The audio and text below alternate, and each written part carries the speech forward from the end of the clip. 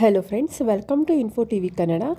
ಇವತ್ತಿನ ವಿಡಿಯೋದಲ್ಲಿ ಅನ್ನಭಾಗ್ಯ ಯೋಜನೆಯ ಬಗ್ಗೆ ಒಂದು ಸಿಹಿ ಸುದ್ದಿ ಇದೆ ಅಂತಲೇ ಹೇಳ್ಬೋದು. ಅದೇನು ಅಂತ ನಾನು ತಿಳಿಸ್ಕೊಡ್ತೀನಿ. ನೀವೇನಾದರೂ ಫಸ್ಟ್ ಟೈಮ್ ನಮ್ಮ ಚಾನಲನ್ನು ನೋಡ್ತಾ ಇದ್ದರೆ ಪ್ಲೀಸ್ ಸಬ್ಸ್ಕ್ರೈಬ್ ಮಾಡ್ಕೊಂಡು ನೋಡಿ ಅಂತ ಹೇಳ್ಕೊತೀನಿ. ಮತ್ತು ಇವಾಗ ವಿಷಯಕ್ಕೆ ಸಂಬಂಧಿಸಿದಂತೆ ಅನ್ನಭಾಗ್ಯ ಯೋಜನೆ ಯಾವಾಗಲೂ ಮಾರ್ಚ್ ತಿಂಗಳ ಒಂದು ಕಂತಿನ ಒಂದು ಹಣ ಏಪ್ರಿಲ್ ತಿಂಗಳಲ್ಲಿ ಬರ್ತಾಯಿತ್ತು. ಅಂದರೆ ಇವಾಗ ಆಲ್ರೆಡಿ 8ನೇ ಕಂತಿನ ಹಣ ಆಲ್ರೆಡಿ ರಿಲೀಸ್ ಆಗಿದೆ. ಯಾಕೆ ಎಷ್ಟು ಬೇಗ ರಿಲೀಸ್ ಮಾಡಿದ್ದಾರೆ ಅಂದರೆ ಲೋಕಸಭಾ ಎಲೆಕ್ಷನ್ಸ್ ಕಾರಣದಿಂದ ಈ ಒಂದು 2ನೇ ವಾರದಲ್ಲಿ ರಿಲೀಸ್ ಮಾಡೋದನ್ನು ಏಪ್ರಿಲ್ ಮೊದಲನೇ ವಾರದಲ್ಲೇ ಹಣನ ಜಮಾ ಮಾಡಿದ್ದಾರೆ. ಎಲ್ಲರಿಗೂ ಸಹ ಜಮಾ ಮಾಡಿದ್ದಾರೆ. ಇದು ಒಂದು ಗುಡ್ ನ್ಯೂಸ್ ಅಂತಲೇ ಹೇಳ್ಬೋದು. ಯಾಕಂದರೆ ಈ ಸಲ ಬೇಗನೆ ಆಗಿದೆ. ಕೆಲವೊಂದು ಕಾರಣಗಳಿರ್ಬೋದು ಅದಕ್ಕೂ. ಲೋಕಸಭಾ ಎಲೆಕ್ಷನ್ ಆದಮೇಲೆ ಅಂದರೆ ಬ್ಯುಸಿ ಇರ್ತಾರೆ, ಸೊ ಅದರಿಂದ ಅಮೌಂಟನ್ನು ಜಮಾ ಮಾಡೋದು ಕಷ್ಟ ಆಗುತ್ತೆ ಅನ್ನೋದನ್ನು, ಕೆಲವೊಂದು ರಿಸ್ಟ್ರಿಕ್ಷನ್ಸ್ ಇರೋದ್ರಿಂದನೂ ಇವರು ಅಮೌಂಟನ್ನು ಬೇಗ ರಿಲೀಸ್ ಮಾಡಿದ್ದಾರೆ. ಹೇಗೆ ಗೃಹಲಕ್ಷ್ಮಿ ಯೋಜನೆ ಅಮೌಂಟು 8ನೇ ಕಂತಿನ ಅಮೌಂಟು ಮಾರ್ಚ್ ತಿಂಗಳಲ್ಲಿ ಎಂಡಿಂಗಲ್ಲಿ ರಿಲೀಸ್ ಮಾಡಿದ್ರು, ಅದೇ ರೀತಿ ಅನ್ನಭಾಗ್ಯ ಯೋಜನೆಯ ಒಂದು ಹಣನ ಸಹ ಈ ಸಲ ಬೇಗನೆ ರಿಲೀಸ್ ಮಾಡಿದ್ದಾರೆ.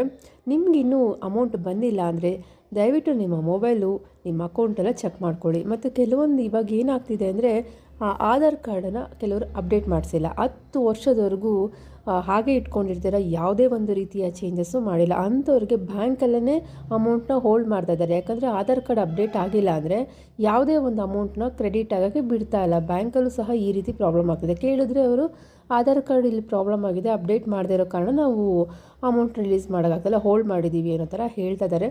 ಸೊ ಈ ಥರ ನಿಮ್ಮ ಆಧಾರ್ ಕಾರ್ಡ್ 10 ವರ್ಷ ಆಗೋಗಿದೆ, ನೀವು ಯಾವುದೇ ಒಂದು ಫೋನ್ ನಂಬರ್, ಅಡ್ರೆಸ್ಸು ಏನೇ ಒಂದು ಚೇಂಜಸ್ ಮಾಡಿಲ್ಲ ಅಂದರೆ ನೀವು ನಿಮ್ಮ ಆಧಾರ್ ಸೆಂಟರ್ಗೆ ಹೋಗಿ ಅಲ್ಲಿ ನೀವು ಒಂದು ರಿಕ್ವೆಸ್ಟ್ ಕೊಟ್ಟರೆ ಅಲ್ಲೆಲ್ಲ ನಿಮಗೆ ಚೇಂಜಸ್ನ ಅಂದರೆ ಇಶ್ಯೂ ಡೇಟ್ ಅಂತ ಇರುತ್ತೆ.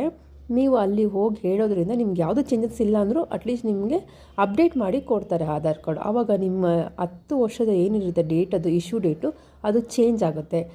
ಈ ರೀತಿ ಅಪ್ಡೇಟ್ ಮಾಡಿಲ್ಲ ಕಾರಣದಿಂದ ಎಷ್ಟೋ ಜನಕ್ಕೆ ಅಮೌಂಟು ರಿಲೀಸ್ ಆಗ್ತಾಯಿಲ್ಲ, ಬ್ಯಾಂಕಲ್ಲೇ ಹೋಲ್ಡ್ ಮಾಡ್ತಾ ಇದ್ದಾರೆ. ಇದರಿಂದ ಇದು ಒಂದು ಸಹ ಆಧಾರ್ ಕಾರ್ಡ್ ಅಪ್ಡೇಟ್ ಅಂತಲೇ ಹೇಳ್ಬೋದು.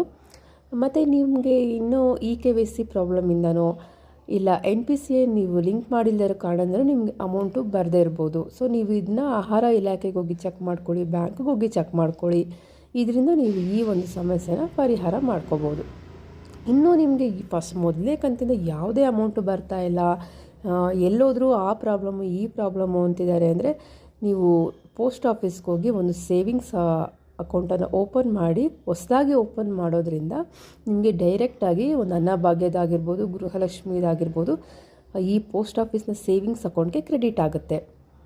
ಸೊ ಯಾವುದೇ ಒಂದು ಪ್ರಾಬ್ಲಮ್ ಇರಲ್ಲ, ಹೊಸದಾಗಿ ನೀವು ಕ್ರಿಯೇಟ್ ಮಾಡೋದ್ರಿಂದ ಯಾವುದೇ ಒಂದು ಪ್ರಾಬ್ಲಮ್ ಆಗೋದಿಲ್ಲ.